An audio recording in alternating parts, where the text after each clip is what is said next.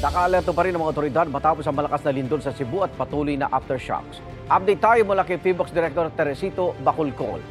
Magandang umaga po, Director.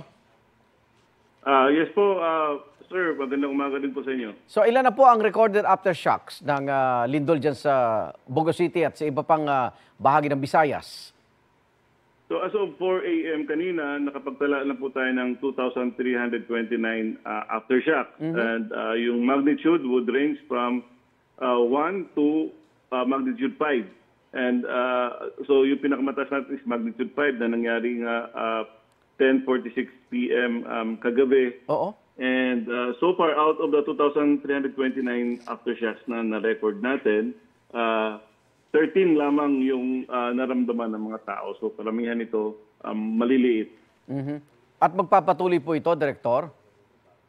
Yes, we expect these aftershocks to last for several days, so even several weeks. So yun naman po talaga yung nature ng mga aftershocks natin. But habang tumatagal naman, magdi-decrease yung number ng mga aftershocks and magde-decline din yung strength ng mga aftershocks natin. So ang rekomendasyon niyo po wag muna silang bumalik sa kanilang mga bahay, Director?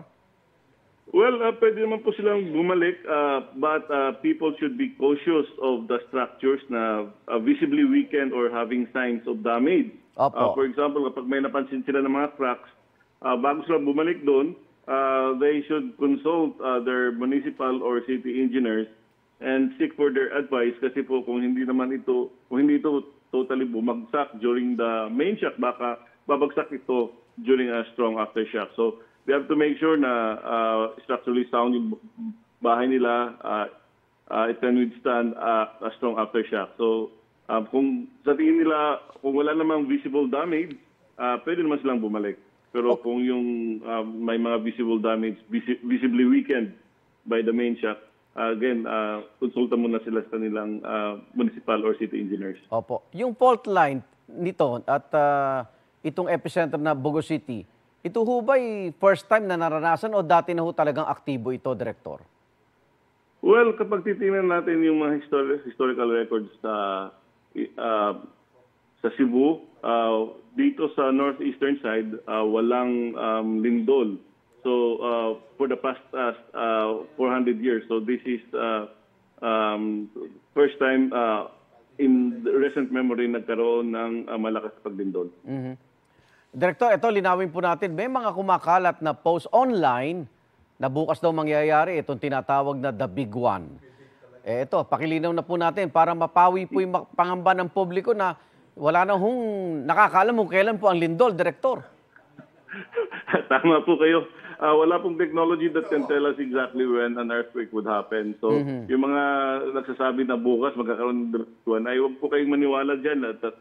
At kapag may na-receive kayo na ganyang information, especially on the social media, huwag nyo na i-forward.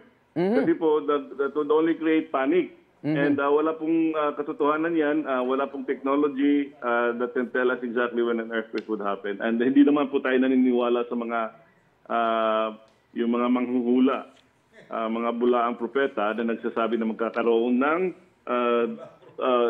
that would say exactly when an earthquake would happen. Kasi again, as scientists, hindi po tayo nagsusubscribe sa mga ganyang yung mga hula-hula.